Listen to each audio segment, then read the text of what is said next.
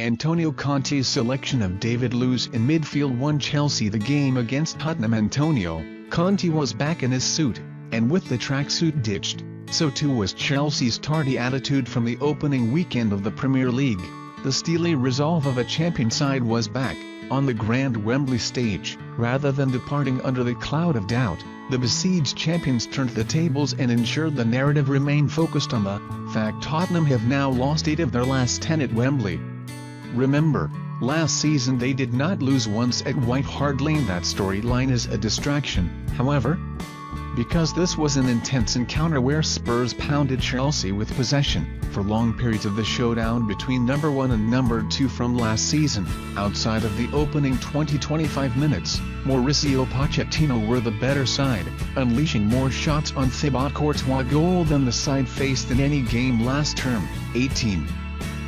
This was Spurs' chance to make a statement and hang a cloud over an 11 that had Diego Costa, Pedro, Eden Hazard, Cesc Fabregas, Nemanja Matic and Gary Cahill missing from last year's best 11, but the difference between champions and the next tier are the fine details that decide games, like this, like Hugo Lloris' mistake for the second, Victor Wanyama turning the ball over in the middle of the park beforehand, Dele Alli conceding a foul for the opener, the way Chelsea took their 2 chances, bouncing back from Michy Batshuayi's shocker, and Conte catching Spurs on the hop with his tactical tweak.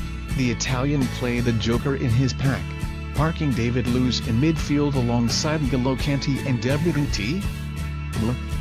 Bakayoko, who would still be running if the whistle hadn't blown, to entrench Chelsea defensively in the middle of the park in front of standing skipper Cesar Azpilicueta and newcomers Andreas Christensen and Antonio Rudiger, with Willian in behind Alvaro Morata, who will have games that suit them more than his one. In a 45-11, Conte was coming to recover his side's season in the most pragmatic way.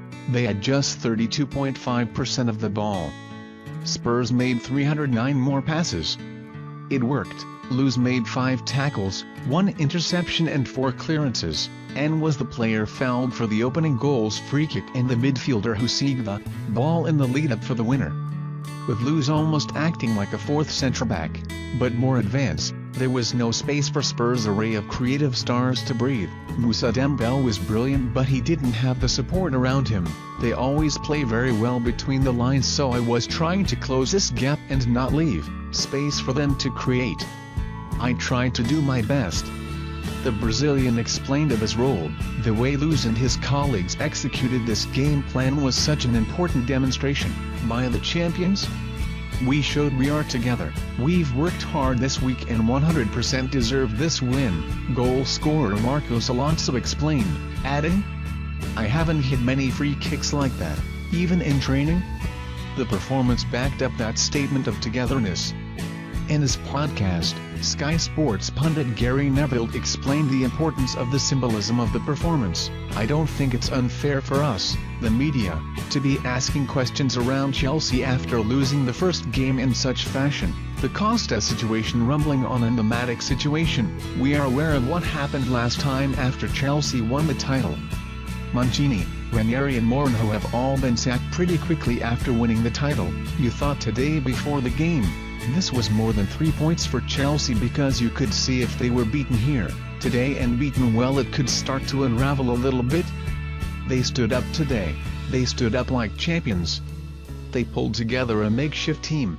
This is certainly not their first 11, and they've shown something today. They've shown they are actually with the manager. If you think about the accusations last time Chelsea won the league, it's that they weren't with Mourinho.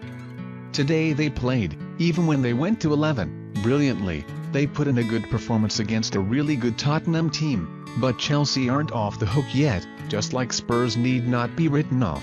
It is only 2 weeks after all. We'll get a second look at Manchester City on Monday Night Football when they play Everton, but the benchmark, Manchester United, have only played Swansea and West Ham. Although there is way too much to transpire to pass judgment, it is a massive boon for Chelsea not to spend another week warding off doubts to start the campaign.